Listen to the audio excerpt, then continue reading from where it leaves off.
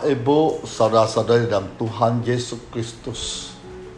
Pada minggu pagi ini kita semangat kembali.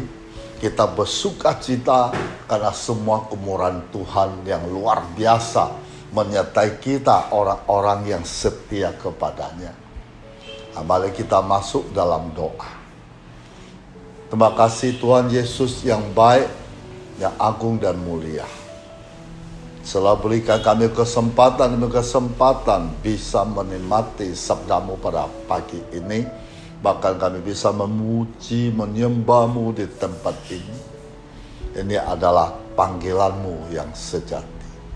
Terima kasih Tuhan, sebentar lagi kami akan mendengar sabdamu. Kau berbicara kepada kami. Berikan kami hikmat pengetahuan, bisa merespon firman-Mu dengan baik dan bisa melakukan sesuai kehendak-Mu. Di dalam nama Tuhan Yesus Kristus. Haleluya. Amin. Oke Bapak Ibu, saudara-saudara di dalam Tuhan Yesus Kristus. Tema pada pagi ini, mana yang kita pilih? Mau hukuman atau upah? Itu tergantung pihak kita masing-masing, pilih yang mana.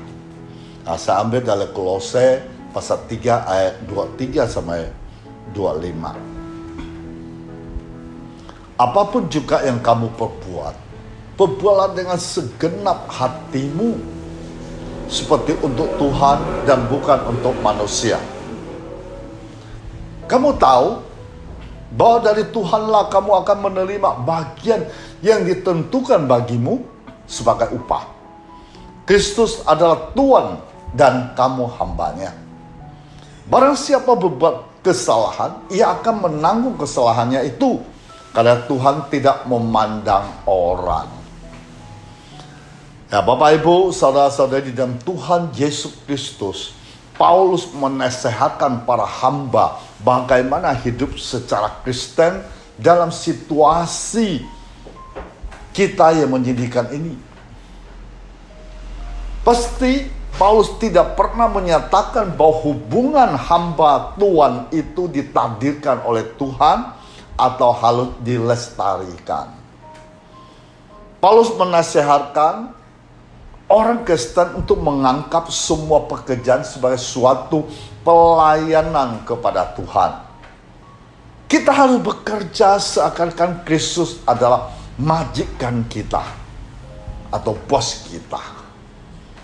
Dengan mengetahui bahwa semua pekerjaan yang diperbuat untuk Tuhan kelak akan mendapat upahnya. Paulus ingin sekali agar kasih, keadilan, kejujuran dinyatakan satu sama lain dalam hubungan keluarga, gereja, dan pekerjaan. Paulus sangat prihatin tentang penyataan perasaan kasih, keadilan, kejujuran terhadap sesama. Jikalau dihadapi secara sungguh-sungguh, maka ayat-ayat ini akan menghapuskan banyak pelakuan yang tanpa kasih dan tidak adil terhadap orang lain di dalam rumah tangga dan gereja kita. Nah, khususnya kita harus mengetahui lewat Kolose ini, pertama kita harus tahu penganiayaan terhadap orang lain oleh orang Kristen adalah suatu perkara serius, akan mempengaruhi kemuliaan kita akan datang di surga. Nah, jika kita yang melakukan orang lain dengan kasih dan kebaikan akan menerima pahala dari Tuhan. Sebaliknya, siapa saja yang menganiaya, berbuat salah terhadap orang percaya lainnya akan menanggung kesalahannya. Orang yang bersalah akan memikul salib itu ke kursi pengadilan dan menanggung akibat-akibatnya tanpa sikap memihak. Yang kedua dari Kolose untuk kita mengetahui adalah prinsip bertanggungjawabkan kelak akan diberikan kepada Tuhan sehalusnya membantu, mendorong kasih, kebaikan hati, kemurahan kita terhadap semua orang. Bila semua orang percaya mengingat bahwa Allah akan menganggap anak-anaknya bertanggung jawab atas cara perlakuan kita satu sama lain. Nah, Bapak Ibu, saudara-saudara yang Tuhan Yesus Kristus, kita tahu Allah kita maha adil. Allah kita tidak memandang muka. Setiap orang yang bersalah akan menanggung kesalahannya sendiri dan menerima hukuman dari Tuhan menurut keadilannya yang agung. Keadilan Allah adalah keadilan yang paling adil, agung, mulia, dan paling tinggi. Allah menghakimi manusia menurut keadilannya yang tiada membedakan orang. Allah tidak memandang muka atau memandang orang. Semua sama di hadapan Tuhan. Namun, Allah akan menganugerahkan segala berkat dan kasih karunia kepada siapa yang setia hingga ketamat dalam segala perkara. Jadi, jika kita setia kepada Tuhan dalam segala perintahnya, kita akan menerima upah dari Tuhan segala Tuhan manusia, yakni Tuhan Yesus Kristus, Juru Selamat dunia. Nah, Allah kita maha tahu, Bapak Ibu, saudara-saudara Tuhan Yesus. Kita tidak mungkin bisa bersembunyi dari Dia. Orang munafik yang gemar bersembunyi di balik kebaikan palsunya, yang pintar menyembunyikan kejahatan tampak jelas oleh Tuhan Yesus. Itulah sebabnya Rasul Paulus menasihati jemaat di Kolose. Dan kita sebagai umat Kristen di zaman now agar bekerja, berperilaku jujur, setia, taat dalam segala perkara. Termasuk dalam tugas, pekerjaan, pelayanan, serta pergaulan kita. Jika kita adalah pelayan, pekerja, staf, karyawan, atau bawahan, atau hamba, maka lakukanlah itu dengan baik seperti untuk Tuhan, sekalipun tidak dilihat oleh pimpinan atau tuan kita. Sebab Tuhan melihat semua ketulusan hati, jelilela, dan karya kita. Allah lain akan bertindak membuat semuanya indah pada waktunya. Itulah upah orang yang setia, taat, jujur, tulus, dan bertanggung jawab. Baginya tersedia upah yang adalah berkat kasih karunia yang melimpah dari Sang Pemilik kehidupan. Sebaliknya, barang siapa berlaku tidak benar dan gemar melakukan kejahatan, munafik dan suka cari muka, serta berbagai pelanggaran lainnya, siap-siaplah menanggung ganjaran atas dosanya. Siapapun kita, jika hidup dalam kesalahan, kejahatan, pasti dihukum. Tidak ada yang dapat lolos. Sebab Allah berlaku adil atas semua orang. Semua sama di mata Tuhan. Tidak ada yang diistimewakannya kecuali mereka yang bertobat dan berbalik dari dosanya dan hidup benar, setia dan taat kepadanya. Nah, Bapak Ibu, saudara-saudara yang Tuhan Yesus Kristus, mana yang kita pilih? Hukuman dari Allah atau upah berupa berkat kasih karunia melimpah dari Tuhan? Nah, jika kita ingin upah dari Kristus Tuhan, maka ikutilah perintahnya dan lakukan kehendak firman-Nya dalam kehidupan kita.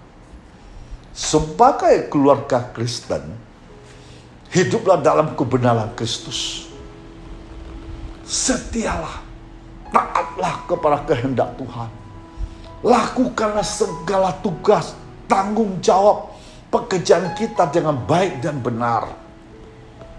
Sebab jika demikian, kita pasti menilai upah berupa berkat cinta kasih, damai sejahtera, serta sukacita melimpah dari Tuhan Yesus bagi kita, keluarga sampai selamanya.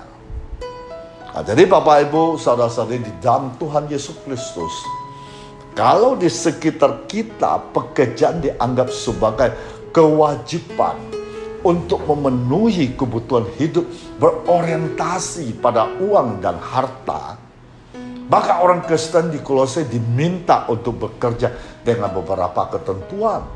Ketentuan pertama adalah bekerja dengan hati. Pekerjaan dengan hati berarti teratur, rapi, terpola, tersusun, terencana. Karena ia melibatkan hati yang bisa merasakan kebahagiaan tersendiri dengan hasil pekerjaan itu. Oleh sebab itu, seorang pekerja tidak bermalas-malasan ataupun menunda-nunda pekerjaan.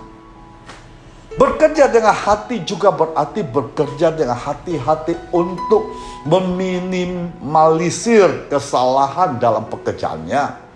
Sebab pada waktu itu para hamba akan mendapatkan hukum berat apabila mereka melakukan kesalahan dalam pekerjaan mereka.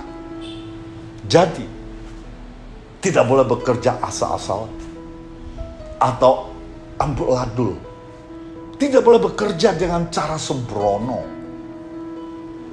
Nah, prinsip kedua yang harus kita lakukan, bekerja seperti untuk Tuhan. Seperti untuk Tuhan, apakah dengan demikian bos atau pimpinan atau majikan dianggap Tuhan? Bukan. Seperti untuk Tuhan berarti setiap orang Kristen dipanggil untuk bekerja dengan penuh tanggung jawab. Namun lebih dari itu, karena pemilik semua pekerjaan adalah Tuhan.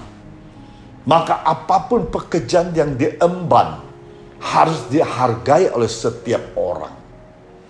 Hal ini tidak terlepas dari adanya pandangan menganggap pekerjaan tertentu istimewa atau mulia. Seperti pejabat pemerintahan, rohaniwan, ada juga pandangan menganggap pekerjaan tertentu rendah seperti hamba. Nah, hal ini harus ditentang oleh penulis surat Kolose. Paulus menyatakan bahwa pekerjaan adalah anugerah Allah. Kesempatan diberikan oleh Allah. Jadi jika engkau diberi pekerjaan atau mengejarkan sesuatu, ingatlah bahwa Allah selalu ada di setiap pekerjaan itu. Menurut Martin Luther, orang yang harus memenuhi kewajiban yang dibebankan kepadanya apapun posisi mereka di dunia, sebab setiap panggilan yang sah memiliki nilai yang sama bagi Tuhan. Nah, penekanan yang sama juga diungkapkan oleh Yohanes Calvin. Tuhan menetapkan tugas-tugas bagi setiap orang menurut jalan hidupnya masing-masing. Dan masing-masing jalan hidup itu adalah panggilan. Tidak ada pekerjaan apapun, betapapun kecil dan hinanya yang tidak akan bersinar-sinar dan dinilai berharga di mata Tuhan. Setiap orang diberi jalan hidup seumpama pos penjagaan yang harus dijaga, sehingga ia harus setia, berakar, bertumbuh melalui proses itu tanpa gerutu. Masing-masing menanggung yang kurang enak, yang susah, yang sedih, yang membosankan, karena beban itu datang dari Allah. Oleh karenanya, Allah sendiri juga menjadi pembimbing dalam menjalaninya.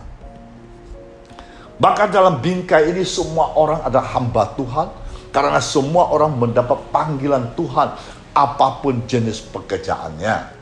Kita bisa lihat Roma 6 ayat 22.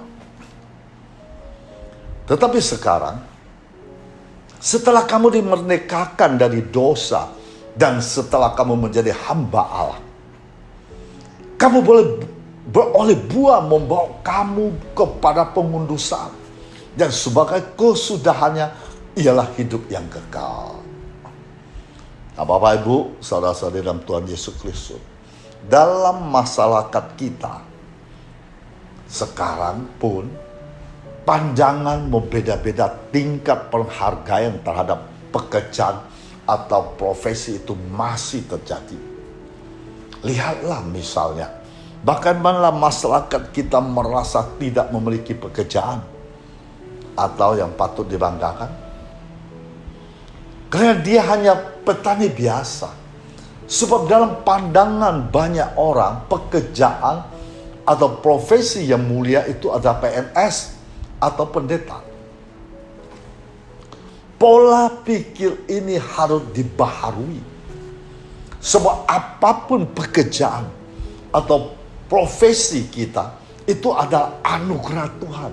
Itu adalah panggilan Tuhan atas kita masing-masing, yang mesti kita emban dengan penuh tanggung jawab. Yang kedua, ya, kita harus bekerja dengan tulus. Bekerja seperti untuk Tuhan juga akan menolong setiap orang memahami nilai dari sejumlah upah yang diterimanya. Ketika seseorang menyadari bahwa ia bekerja untuk Tuhan, maka nilai upah dibayarkan bukanlah menjadi tujuan utama dalam bekerja. Manusia memang membutuhkan uang, tetapi uang bukanlah segalanya. Dalam ayat 22 penulis surat Kolose mengatakan modal lain dari pekerjaan adalah ketulusan hati. Jadi bukan nominal uang yang dicari, melainkan upah yang disediakan Allah bagi mereka yang setia. Penulis surat Kolose ini meyakinkan kita bahwa Allah pasti mempertimbangkan jeli lelah mereka yang bekerja.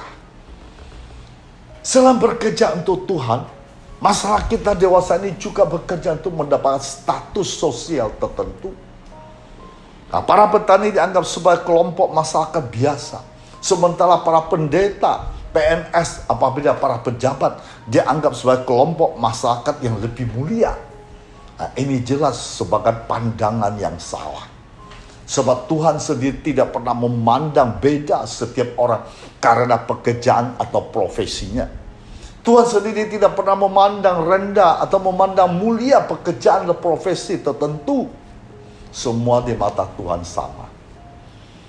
Dan 4 yang terakhir, bekerja dalam damai. Penulis surat Kolose menyadari bahwa ada riak-riak dalam pekerjaan, sakit hati, iri hati, dan cemburu. Pekerjaan. Ya. Lalu ketika kita menemukan ini, orang Kristen mungkin saja terpengaruh, akhirnya menjadi pelaku yang kejahatan. Setiap orang menurut tes ini akan menanggung sendiri akibat dari kesalahannya, baik para hamba maupun para tuan. Maka demi kebaikan, kemuliaan nama Allah, hendaklah setiap orang menjadi pembawa damai di tempat mana ia bekerja. Atas ini hendak menegaskan bahwa pekerjaan yang diemban, apapun jenisnya, adalah pekerjaan untuk Tuhan. Apapun dihadapi dalam pekerjaan, anggaplah itu sebagai sebuah kesempatan, anugerah dari Allah untuk berproses dengannya. Nah, oleh sebab itu, bekerjalah seperti untuk Tuhan. Dengan demikian kamu akan mendapat upah yang jauh lebih berharga daripada upah yang berbentuk uang dan materi. Tuhan Yesus memberkati kita semua. Kita masuk dalam doa. Bapa yang di surga, Tuhan Yesus Kristus, jadikan kami hamba yang setia. Ajaran kami selalu bisa melakukan sesuai kehendak-Mu dalam segala hal. Jadikan kami juga hidup sebagai taat setia segala ketetapan-Mu, supaya kami bisa melakukan sesuai apa yang Tuhan mau. Terima kasih Tuhan Yesus yang baik. Lewat firman-Mu hari ini membuat kami tahu, jika kami salah pilih, kami akan memperoleh hukuman yang berat. Jika kami tidak mendengarkan sabda-Mu, melakukan apa yang Kau perintahkan, maka kami akan mengalami kerugian besar dalam hidup kami. bahkan kami tidak menemukan dan memperoleh hidup yang kekal. Terima kasih Tuhan, lewat pada firman Tuhan, firman hari ini, kami harus setia taat segala perintah. Kami harus ikutin jejak-jejak, supaya kami bisa melakukan segala sesuatu menyenangkan hati-Mu. Terima kasih Tuhan Yesus, berkati setiap yang ikut dalam online ini Tuhan. Engkau tahu permasalahan mereka. Engkau mengerti dan paham situasi kondisi mereka hadapi pada saat ini. Engkau juga mengetahui saat ini mereka sangat membutuhkan Engkau. Mereka sudah berjalan-jalan belasab jalan yang tidak bisa mereka terobosi dengan kekuatan mereka. Mereka perlu memerlukan Engkau pada saat ini. Mungkin mereka itu mengalami berbagai masalah penderitaan, sakit penyakit, masalah rumah tangga. Hanya Engkau Yesus Kristus yang kami percaya. Engkau yang sanggup datang menolong kami, membuka jalan bagi kami, melepaskan segala kutukan dari hidup kami. Kami sangat memohon kepadamu Tuhan. Kau ulurkan tangan-Mu yang penuh pengharapan, tangan-Mu yang penuh damai perkasa. Engkau jamah setiap anak-anak-Mu yang setia, yang taat kepadamu. Engkau mendengar doa-doa mereka. Mulai hari ini mereka akan mendapat kasih karunia-Mu, mendapat kemurahan hati-Mu, sehingga mereka mendapat jawaban-jawaban dari-Mu. Yang sakit sudah disembuhkan, masalah sudah ada jalan keluar, masalah keluarga sudah menemu dengan kedamaian sejahtera, dan juga menemukan juga berkat-berkat besar kecurahan kepada mereka di dalam nama Tuhan Yesus Kristus. Haleluya, amin. Mari kita arah tangan kita ke atas. Terimalah damai sejahtera Allah Bapa kita di surga. Cinta kasih Tuhan Yesus tidak pernah berkesudahan. Persekutuan dengan Roh Kudus saat ini sampai Maranatha. Di dalam nama Tuhan Yesus Kristus yang percaya katakan amin.